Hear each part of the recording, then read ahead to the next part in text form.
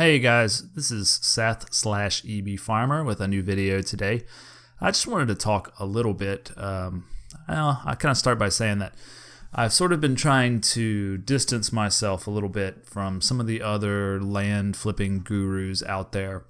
And the reason I do this is because my course and sort of my process is pretty much entirely different from anything else that you'll see that I know of. Now, there may be other people out there doing similar things, but I certainly haven't found them. And so this has led to some confusion. And I've even had people buy the course, and then one guy asked for a refund specifically because he thought he was buying, a system to send letters out to tax delinquents, or he thought he was buying some system to buy properties off of a tax sale spreadsheet. People have had some sort of weird ideas about what it is I sell. So I wanted to take some time and sort of dispel any notions that I'm selling some sort of system or scheme, even if you want to use a particularly strong word. And I just want to talk about a few things that I don't do, just to make myself a little distinct here. So I've been looking at some other sort of popular land flipping ideas and stuff like that, and poring over them a little bit, and sort of thinking about what the pros and cons would be for me personally. First thing I came across is this rather famous story in real estate circles of Lehigh Acres. So Lehigh Acres came about when a sort of wealthy-ish individual met this salesman, and the two hatched this plan to take about 1,000 or more acres of it was actually way more than that. It was a big estate in Florida, which was basically just unusable landlocked swampland. And they decided that what they would do is they would cut it up into tiny little pieces. And this was before a lot of the subdivision regulations that we now have to abide by came about. And what they did is they went door to door up in the great northern cities, peddling the exclusive, prestigious right to own some dirt. And when they were doing this, they hadn't built any amenities or anything like that into their subdivision. It was just, here's a 30 by 30 patch of swamp out in the middle of nowhere that you can own as a sort of prestige novelty item. And they were actually really successful with this until, of course, people eventually showed up wanting to build houses and such on their land. Then it became a whole mess. And they had to go in and spend a bunch of money on amenities. And, it sort of seems to have worked out in the end, despite them getting in a lot of trouble with all the planning commissions and things like that. They seem to actually have made a pretty good bit of money on this. Now, this is not something that I do. And I realize that there are still people out there who are doing this, who are buying big chunks of land, out in the deserts and stuff like that. And then, selling land as a prestige item to people who otherwise, would never be able to do it. And that's cool and interesting, but it's definitely not what I do. I firmly believe in selling land that people can use and people can get a lot of value out of, and giving people their money's worth. And I just would be beside myself with mortification at the thought of trying to sell someone a landlocked piece of swamp, that they would have infinite amount of troubles putting their mobile home or whatever on. So that's not something that I do. So I don't want to be, confused with people who are selling that. Not to say that it's not possible for that to be successful, and I don't want to come across as being critical of other people's systems or anything like that. But that's just something that I've never done. The next thing is tax sales. A lot of people, especially in the real estate sphere, swear by tax sales. And if you know anything about tax sales, they are quite interesting. What happens is someone is delinquent on their taxes on a piece of real estate, and then eventually it goes to a tax sale, at which point you can sort of buy the debt, if that makes sense, from the government, kind of. I'm not an expert on tax sales, but basically you pay a low amount of money to pay off these taxes, and then you have the right to collect interest on the taxes, and then if the person doesn't make good on their taxes in the next year or two, depending on the local regulations, then you can get that property for, pennies on the dollar. And this is a popular thing for people to do, but it's not at all something that I do or recommend. Now, the reason I say this more than anything, to just be honest with you, is that I'm the type of person who really, really likes to, and in fact, it's completely necessary that I research a property very, very thoroughly before I take any action towards buying it. That's not always possible with tax sales. What generally happens is you get a random notice in the newspaper that such and such property is going up to sale, and then it goes up to sale, and you don't necessarily have time to research it, and you're not necessarily getting properties that are well suited to your purposes. You're just getting whatever properties happen to be delinquent, and then you have to go to the actual tax sale and bid on it and all that kind of stuff, and if it's anything good, there'll often be a lot of competition on it. But a lot of people will go to tax sales and they'll just buy random things, for $1,000 here, $1,000 there, in the hopes that one day one of them will massively pay off. I tremble at the thought, personally, and this is just me, I tremble at the thought of owning a piece of property that I don't know in detail about beforehand. Now, the reason I say this is because there are things that can be issues with a property. There are things that can be wrong with a piece of property that can actually cost you money, if that makes sense. I'd rather own nothing than own a piece of property that I come to find out has, toxic waste on it, and I didn't research it or visit the place beforehand. I just bid on it at a tax sale. Now I've got this piece of property that has, toxic uranium buried on it, and then the EPA is coming after me and telling me, I'm a paranoid person. I'm a worrying kind of person, and I like to really engage in the details of a property very, very thoroughly before I make any move to buy it. And the second thing is, when you're buying things at tax sale, you don't necessarily, you're not buying the thing. You're buying the possibility of the thing later on if the person continues to not pay their taxes. And this is just not at all how I operate. I research, buy, subdivide, improve, and sell a flip deal within 3 to 6 months. That's my goal. So I don't have time to sit around sort of waiting to see, is this person going to pay their taxes or not? That just sounds like a nightmare to me. Now, I'm not trying to disparage other people's systems or say that this can or won't work, because it is possible. But this is nothing to do with my course or what I sell. So don't be confused about that. Another thing I see a lot of, and again, don't want to be critical of, but just something that I don't do, is the practice of investing and being sort of hands-off with properties that are not anywhere near you. In other words, not within driving distance of you.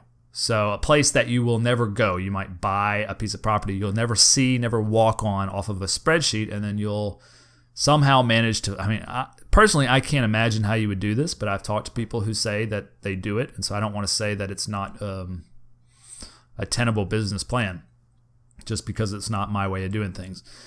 But there are systems that will teach you how to buy land off a spreadsheet and be a distant hands-off investor. So I really want to make sure that anyone who's interested in my course or what I do knows that this is the entire antithesis. Is that the right word?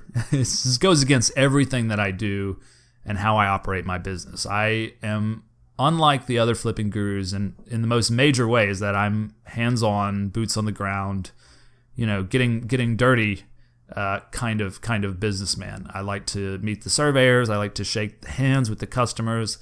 I like to know my property very intimately. I like to be the one who's riding the tractor on it and fixing it up. I like to be the one who's doing as many steps as I can do. And so for that reason, and for other reasons which I'm going to, I only buy properties in probably a 60 or 70 mile radius, I'd say driving distance from where I live. And I've never even gotten close to exhausting all the deals and opportunities and flip deals that are available just in my little area. So that's never been a concern for me. I don't know if you live in a place that's maybe hyper competitive. Maybe you have a different concept of scarcity. But the main thing about it is, everything I've ever learned about real estate is that it's local. And all the laws are local in terms of how you can subdivide. So the rules are going to be local. All the connections that I've made over time that help me do my business, from the surveyors to the dirt man, those are all local. The market is local. I know specifically what a certain amount of acreage will sell for in a certain area and what it won't, what the demand will be like, how fast I can move things based on the popularity or hotness of an area. I know all that intimately because I'm here on the ground. Not only that, but again, to harken back to my sort of paranoia, there's always something that can go wrong with your land, and if you're not there to keep an eye on it, people dumping trash, people removing your for sale sign, people hunting and breaking their knee and then breaking their leg and then suing you.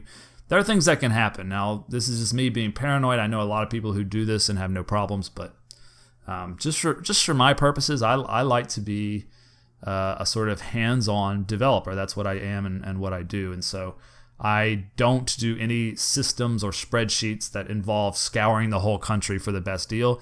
What I'm teaching you is a sort of knowledge base that will allow you to go anywhere in the country and do this. And even in other countries, if land ownership is a fairly straightforward thing. So that's my goal, not to teach you how to buy land off a spreadsheet, not to get you to find the absolute best ROI in the whole country and then buy it from your computer and never visit it, because that's not what I do.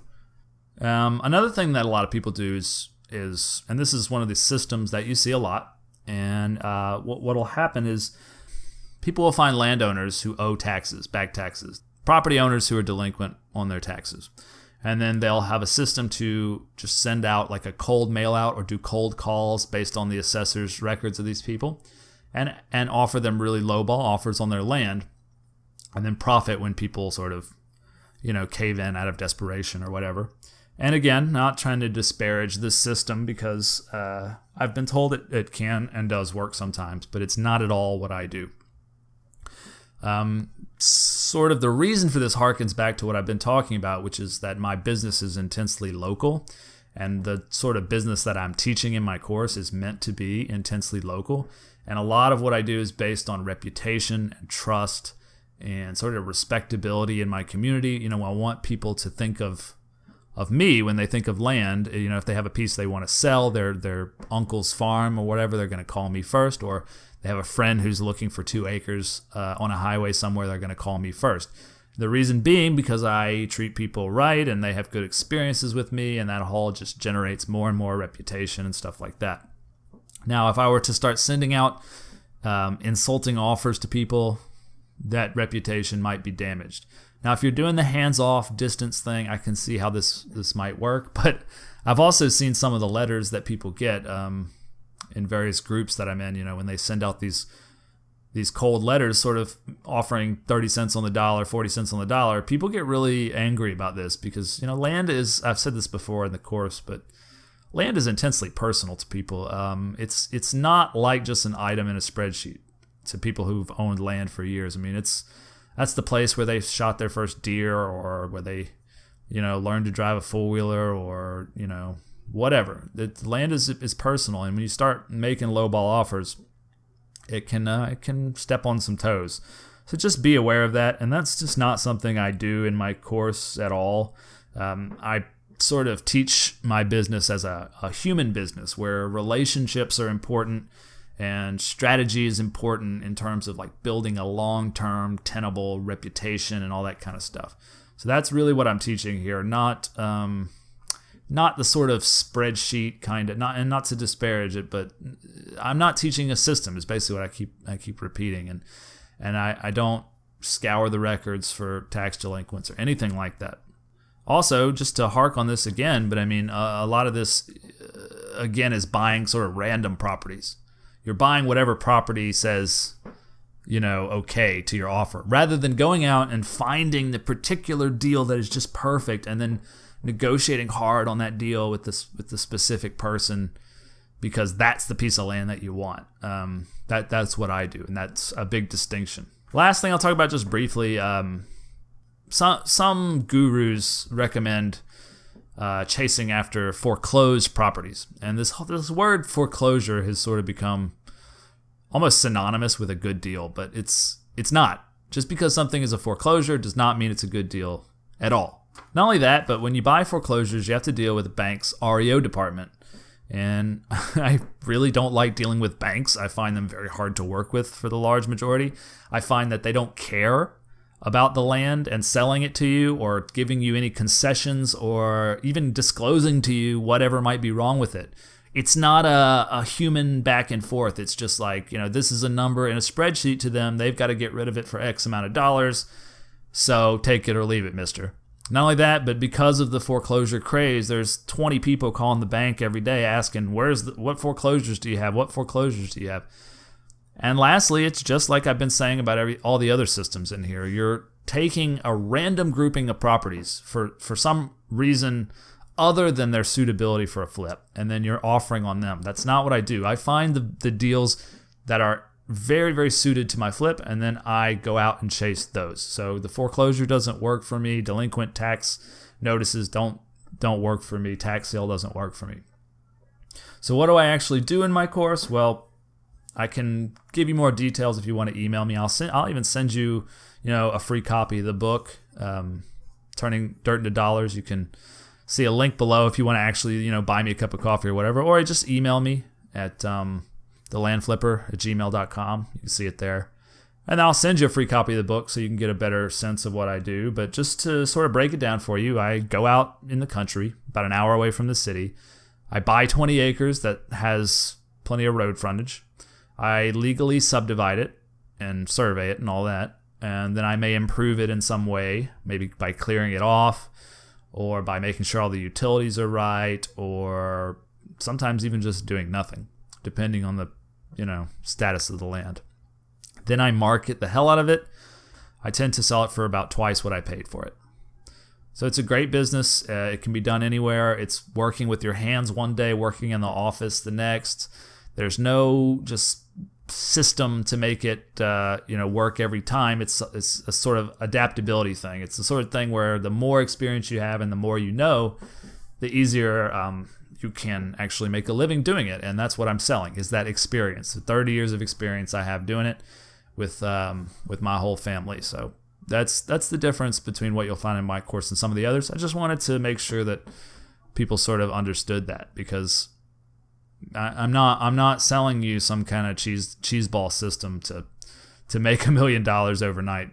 In my opinion, if anyone who's selling that is, maybe I'm not going to say a charlatan, but there are some people who sort of sugarcoat the reality of real estate, which is just, it's not a bad reality. The reality is that you have to work hard and you have to be smart. And there's no system that you're going to find that's just going to make it to where any dunce can do it. You're going to have to think on your feet, think outside the box. You're going to have to be flexible, roll with the punches, and you're pretty much going to have to get your hands dirty at some point. Now, it might be where you can scale your business to a certain point where you no longer have to do that. You have agents, you have employees, you have people working for you. And so you don't have to get your hands dirty. But really, like if you're starting from a low economic position, and this is how capitalism works. If you're starting from a low economic position, you have to be willing to claw your way to the top. It's not easy to go from, blue collar, lower middle class up to a higher spot unless you're tenacious. And so anybody selling you, just do X, Y, Z steps 3 times, and that's not how it works. So that's just my opinion, and one man's opinion. I don't definitely not meaning to call anyone out, criticize anyone specifically, or say that my system is better and the other systems don't work. But it speaks for itself. And if you're interested in it, I'll leave a link to the course in the description, and you're welcome to email me with just any questions. Join the Facebook group, because we do a lot of chit chat in there about flipping, and that's all free and everything like that. So yeah, I'll leave those links in the description, and I'll see you on the next video. Thanks, guys.